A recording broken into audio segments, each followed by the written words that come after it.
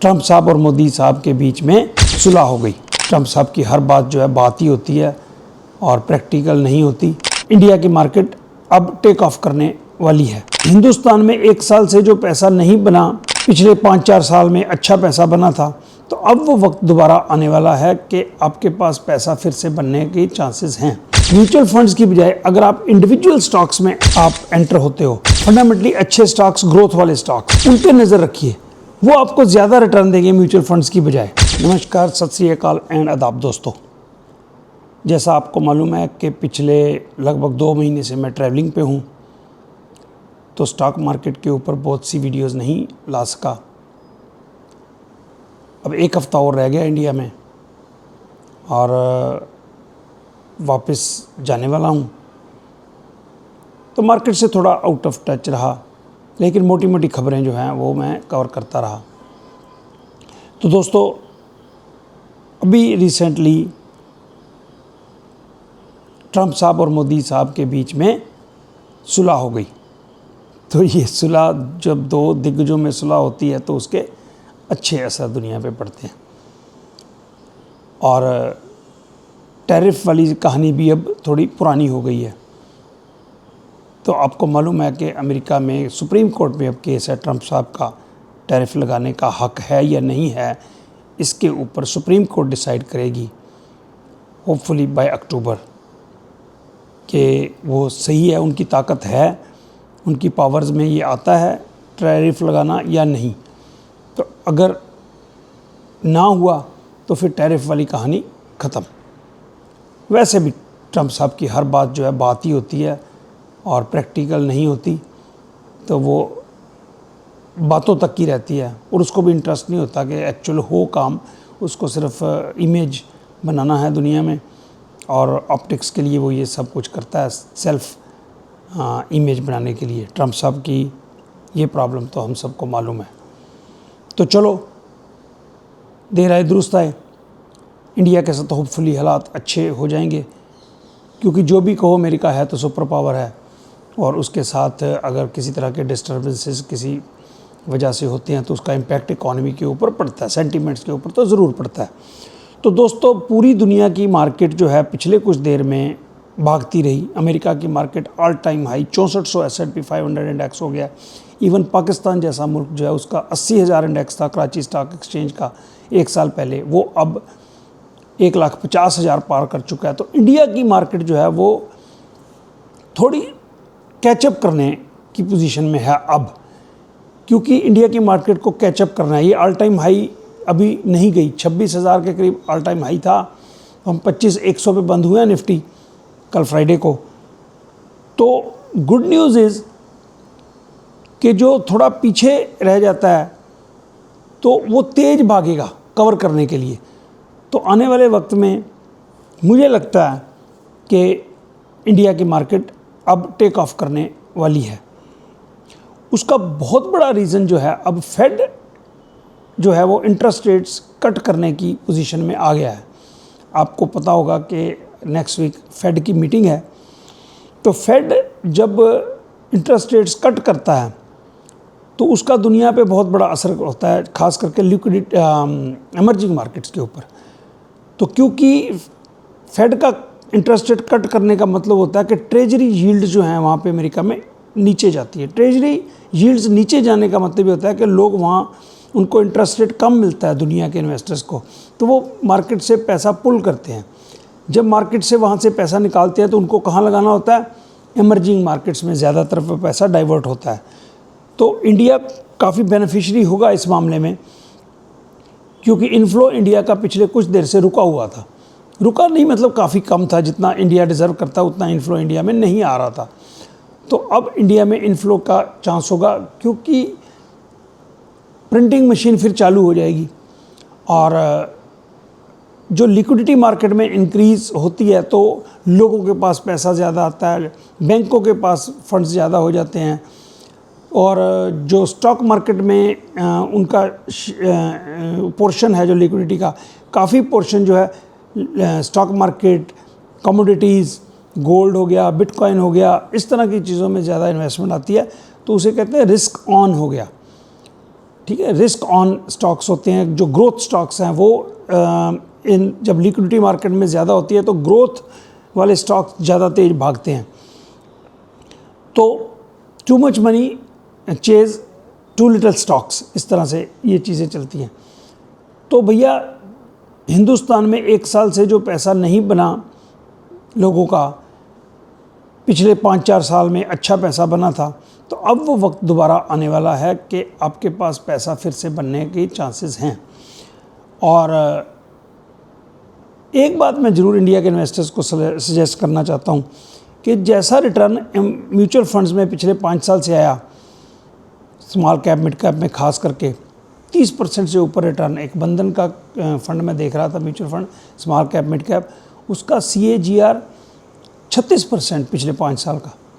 तो 36% बहुत ज़्यादा होता है। तो लोगों को ऐसी उम्मीद नहीं करनी चाहिए कि दोबारा से इतना रिटर्न आ पाएगा। लेकिन म्यूचुअल फंड्स की बजाय अगर आप इंडिविजुअल स्टॉक्स में आप एंटर होते हो, फंडामेंटली अच्छे स्टॉक्स, ग्रोथ वाले स्टॉक्स, उन पे नज़र रखिए, वो आपको ज़्यादा रिटर्न देंगे म्यूचुअल फंड्स की बजाय। और आप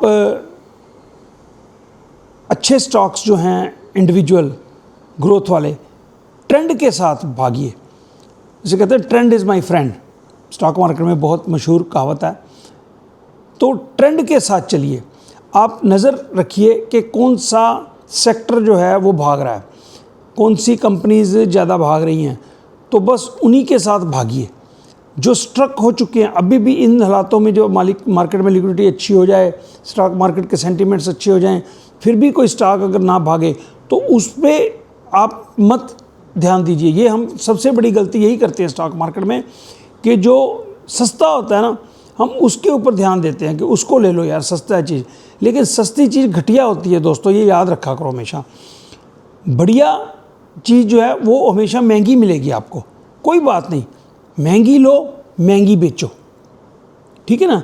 अब कहते जी गोल्ड 1 लाख हो गया, 1 लाख हो गया, भैया 1 लाख के बाद भी 1,10,000 हो गया, ठीक है ना। बिटकॉइन, ओ जी क्या, अब तो 1,10,000 हो गया, अब एक के बाद एक 15 हो गया, 2 लाख हो जाएगा, 5 हो जाएगा। जो चीज़ महंगी होती है इसका मतलब वो अच्छी होती है, उसके पीछे लोग भाग रहे हैं, उसको लेने वाले ज़्यादा हैं। तो ये साइकोलॉजी एक स्टॉक मार्केट में हमें चेंज करनी है। जितने मेरे देखने वाले हैं, एक साइकोलॉजी को चेंज करो। सस्ती चीज़ घटिया होती है, इसीलिए लोग उसको नहीं ले रहे। आप कोई भी शेयर सस्ता हो गया तो ले लो यार, ये बड़ा सस्ता है, आप ये ले लो इसको, नहीं, ऐसा कुछ नहीं होता। स्टॉक मार्केट में सस्ते शेयर घटिया होते हैं, सस्ते शेयरों को नहीं लेना चाहिए, क्योंकि मार्केट ऑलरेडी उनको नीचा देखना चाहती है, उनके ऊपर नहीं इन्वेस्ट करना चाहती, उनको फ्यूचर प्रॉस्पेक्ट नहीं नज़र आते। तो आप मार्केट्स के साथ लड़ाई मत कीजिए। मार्केट में जो सेक्टर भाग रहा है, जो स्टॉक्स भाग रहे हैं, उनके साथ भागिए। जैसे हवा चल रही, हवा के साथ भागोगे तो तेज़ी से भागोगे, हवा के रुख के खिलाफ भागोगे तो हवा आपको रेजिस्ट करेगी, ठीक है ना। तो रेजिस्टेंस वाला काम क्यों करना है हमने, तो वही काम करो जो चल रहा है, ठीक है ना। तो बहती गंगा में हाथ धो लो, ये कहते हैं। तो लिक्विडिटी होने वाली है, प्रिंटिंग मशीनें चालू होने वाली हैं, नोट छापेंगे सब, जैसा कि पिछले कुछ सालों से कर रहे हैं। और बहुत अजीबोगरीब बात यह है कि अब देखो, इतना पिछले 10-15 सालों में इन्होंने नोट छापे, उसके बावजूद भी इन्फ्लेशन हाई हुई, फिर इन्फ्लेशन पे कंट्रोल हो गया। और इन्फ्लेशन पे कंट्रोल, ये एक अजूबा हुआ कि इन्फ्लेशन पे कंट्रोल हुआ और रिसेशन भी नहीं आया। ये मैं कहूँगा कि फेड जो है, जर्मी पॉल अमेरिका का फेड है, उसकी एक अचीवमेंट मानी जाएगी कि उसने इन्फ्लेशन को भी कंट्रोल किया और अनएम्प्लॉयमेंट को भी कंट्रोल किया, एम्प्लॉयमेंट भी इफ़ेक्ट नहीं करी, और इंटरेस्ट रेट्स भी बढ़ाए। इंटरेस्ट रेट्स कम होने लगे हैं, कम होने के बावजूद भी इन्फ्लेशन अभी अंडर कंट्रोल है। तो दिस इज़ ब्यूटी। इसका मतलब इकॉनमी जो है स्ट्रॉन्ग है। उसका मतलब ये नहीं कि डेट क्राइसिस ख़त्म हो गए।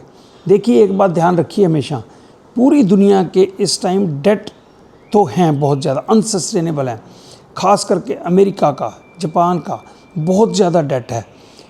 36 ट्रिलियन डॉलर का अमेरिका के ऊपर डेट है, उधार है। तो जब किसी के ऊपर बहुत ज़्यादा उधार हो जाता है, उसका पैसा वापस करने का वक्त आता है, तो वो क्या करता है, दूसरी जगह से पैसा लेके पहले वाले को पे कर देता है। फिर दूसरी वाले का टाइम आता है देने का, तो तीसरे से लेके दूसरे को दे देता है। टोपी घुमाने वाला काम जो होता है। तो ये अनसस्टेनेबल है। 36 ट्रिलियन डॉलर का डेट, 2 ट्रिलियन डॉलर सालाना उसका इंटरेस्ट है। तो वो अनसस्टेनेबल है। कभी भी अमेरिका ये इंटरेस्ट नहीं दे पाएगा। इस उधार वाली सिचुएशन से, डेट क्राइसिस से कभी भी नहीं निकल पाएगी अमेरिका की गवर्नमेंट।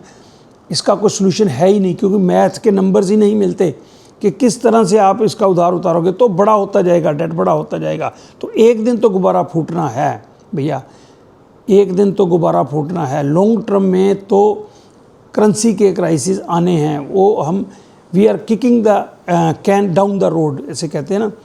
तो वो साल में आए, 2 में आए, 3 में आए, 5 में आए, कभी तो क्राइसिस आना है। लेकिन जब वो क्राइसिस आना है, तब तक हम जो बहती गंगा है उसमें से अपना बर्तन भरने से तो रह नहीं ना सकते। तो जब तक चलता है चलने दो।